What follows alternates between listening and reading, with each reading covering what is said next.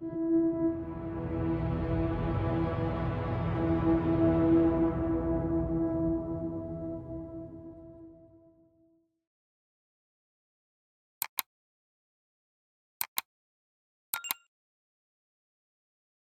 evening, all, and thank you for tuning in to tonight's story. If you enjoy it, please remember to subscribe and like the video so we can continue bringing you more horror stories. Now, without further ado, take a deep breath and relax as we take a journey through the night.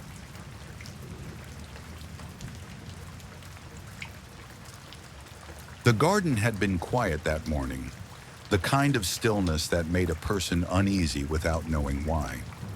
Matthew had moved into the old house on the edge of town only a month ago, drawn in by its isolation and the overgrown yard that promised a private escape. He had plans for it: a flower bed near the fence, a small vegetable patch, maybe a stone path leading to a wooden bench. But all of those plans halted when his shovel hit something beneath the damp earth. The dull thunk had given him pause. He expected a rock, maybe an old pipe. Kneeling, he scraped away at the dirt with his hands, fingers clawing at whatever was buried below. A few inches down, pale skin emerged from the soil, his breath caught in his throat. A face, human. Dirt clung to the contours of the cheeks, filled the gaps around the lips. Empty sockets stared skyward, the flesh around them decayed but intact enough to suggest the eyes had been taken. Not eaten away by time, but deliberately removed. Matthew stumbled back, bile rising in his throat, heart hammering against his ribs. The head lay there, half buried, like it had been waiting for him. The sight paralyzed him, but instinct forced him to move. He staggered to his feet, pulling his phone from his pocket with shaking hands. He dialed 911, barely able to form words as he told them what he had found. The operator's voice was calm. She told him to stay put, to wait for the authorities. The wait stretched endlessly. Every time he looked at the head, a sensation crawled up his spine, as though someone was watching him from the tree line beyond his fence. The wind barely moved the branches, yet a rustling sound filled the air. When he forced himself to glance up, he saw nothing but the dense woods beyond his property. Still, the feeling persisted. Minutes passed, then an hour. No sirens, no response. His calls to the police station went straight to an automated message. His messages to friends went unread.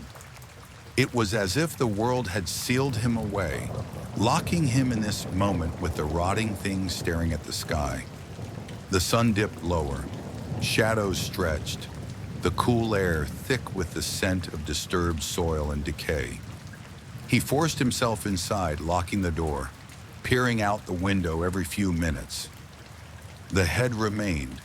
He wanted it gone, wanted to pretend he had never found it. But every part of him knew it had been placed there, meant to be seen.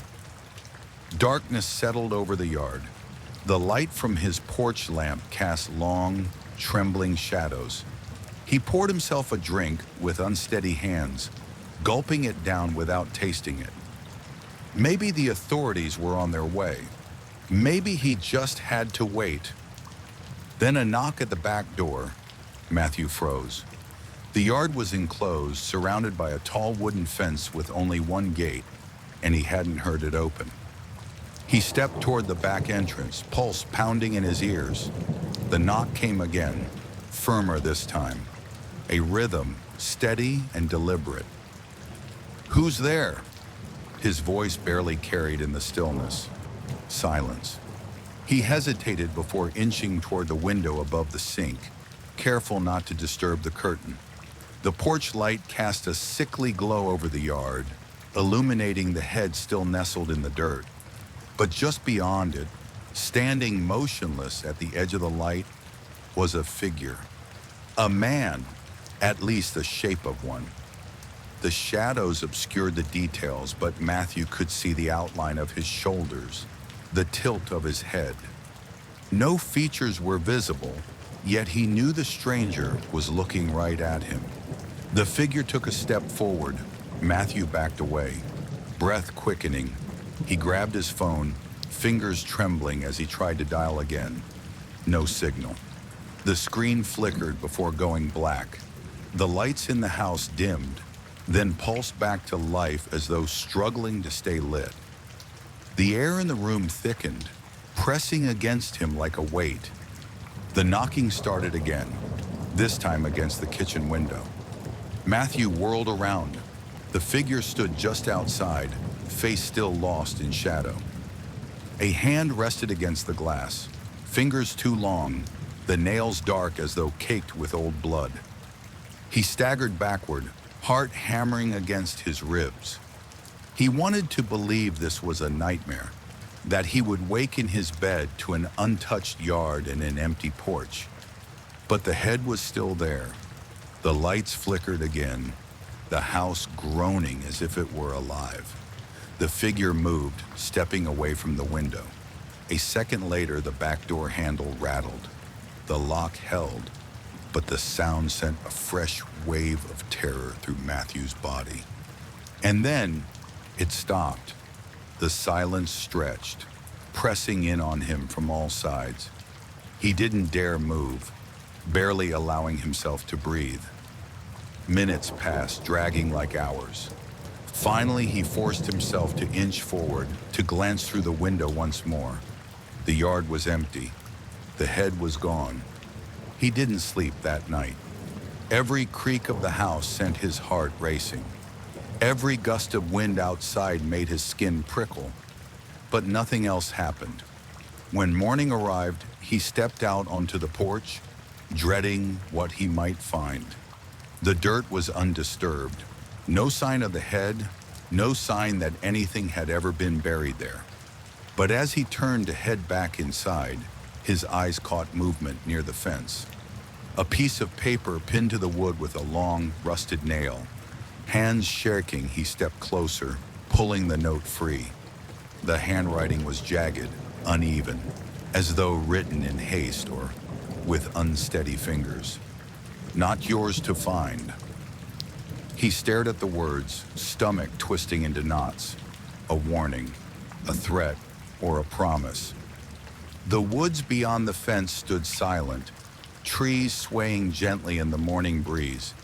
But he knew, he felt, that something watched from within the darkness between the trunks.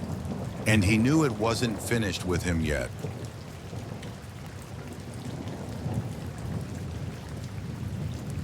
The fairground had long since closed for the season, yet the remnants of its existence clung to the empty lot like phantoms of revelry past. Torn posters fluttered in the autumn wind, their edges curling inward as if recoiling from unseen eyes. Liam had no business being here, but curiosity, that ever-damning trait, had guided his steps through the rusting gates. He had always been drawn to abandoned places, their decayed grandeur, the echoes of laughter trapped in peeling paint and shattered glass. He told himself he came for the photographs, the perfect melancholic snapshots. But tonight felt different. The silence here was oppressive, like the hush before an executioner's axe fell. That was when he saw it, the puppet theater. It stood alone at the far edge of the fairground, beneath the skeletal remains of an old Ferris wheel. Unlike the other stalls which had succumbed to decay and neglect, this structure appeared well preserved. The wood, though aged, showed no rot, and the deep red curtains framing the tiny stage seemed untouched by time. A peculiar sign dangled above the entrance, swaying slightly in the breeze. The letters, ornate and gilded, read, "The Grand Marionette Review, one night only."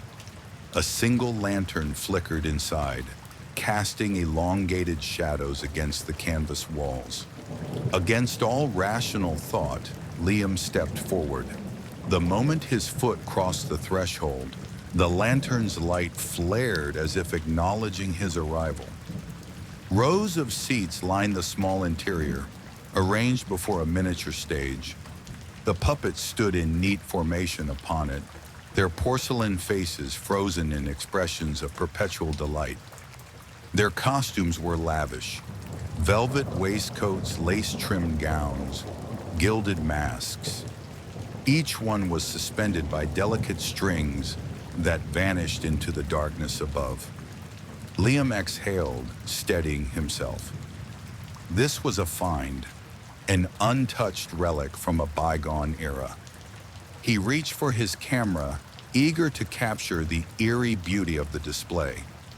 The moment his flash illuminated the stage, the puppets twitched. Liam froze, pulse quickening. He had imagined it. He must have.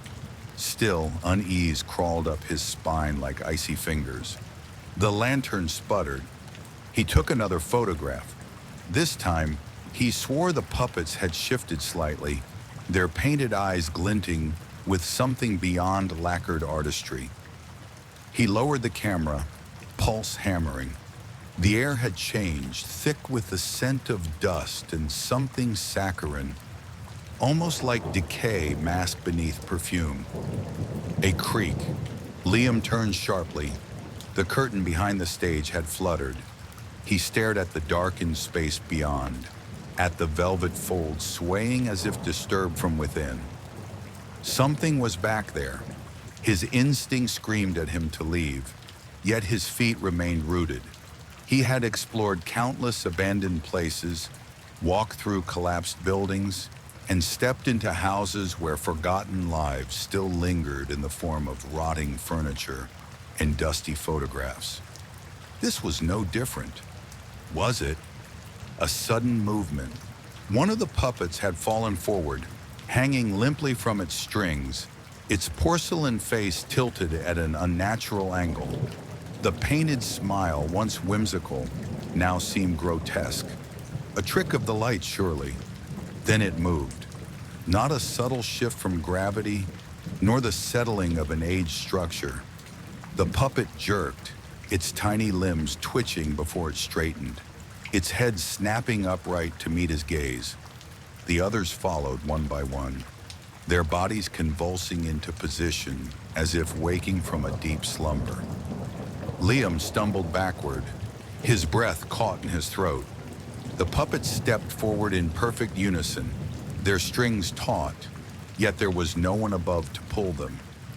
The lantern's glow cast their shadows across the walls, elongated, distorted figures that bore little resemblance to the wooden performers they belonged to. The stage creaked as they descended, their tiny feet tapping rhythmically against the wooden planks. A voice, delicate and childlike, echoed through the tent. "Would you like to play with us?" Liam turned sharply, scanning the empty room. There was no one. The puppets took another step. Their movements were not mechanical, but disturbingly fluid, their heads tilting at impossible angles as they observed him. Their painted mouths, immobile seconds ago, now curled into grins. Panic surged through his limbs. He pivoted, ready to flee. But the entrance, the way he had come, was no longer there. The seats stretched into darkness, extending beyond the tent's natural dimensions. The puppets advanced, their glass eyes glinting in the dim light. Another voice, softer this time, like silk sliding over skin. "Don't be afraid. The show must go on." A sudden weight on his back. Tiny fingers skittered across his shoulders, up his neck. He recoiled, thrashing, but the touch remained. A dozen tiny hands gripping, pulling, twisting. Liam screamed. He flailed, knocking over chairs, but the puppets swarmed. Their limbs wrapped around him, their bodies pressing against his, pinning him down with an inhuman strength. Strings coiled around his wrists, his ankles, slithering up his throat like living things. The air grew thick, suffocating. Above, the lantern flickered once more, casting light upon the ceiling. Liam's breath hitched. Suspended from the rafters, entangled in a grotesque web of strings, hung human bodies, limp, marionette-like, their eyes vacant, their mouths stretched open in silent agony. Their limbs twitched involuntarily, jerked by invisible hands. He tried to scream, but the strings tightened, cutting into his flesh. The puppets' faces, devoid of emotion moments ago, now beamed with glee. The curtain behind the stage parted, and something stepped forward. It was taller than the puppets, its form elongated and emaciated.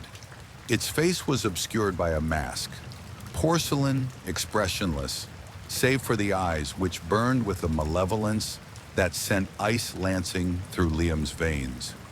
A hand extended, fingers unnaturally long, beckoning him forward. The puppets pulled. Strings dug into his skin, burrowing deep, embedding themselves beneath muscle, through tendons. He convulsed, fighting against the force dragging him toward the stage. His own limbs twitched, lifted, not by his will, but by unseen hands guiding the strings now woven through his flesh. The masked figure tilted its head. "You will be our finest performer." The strings yanked one final time, hoisting him upward. His body snapped into position, limbs contorted, head lolling. His mouth stretched open, not by choice, but by the unseen force now controlling him. The lantern's glow dimmed, the stage lights flared. Liam danced, the curtain fell,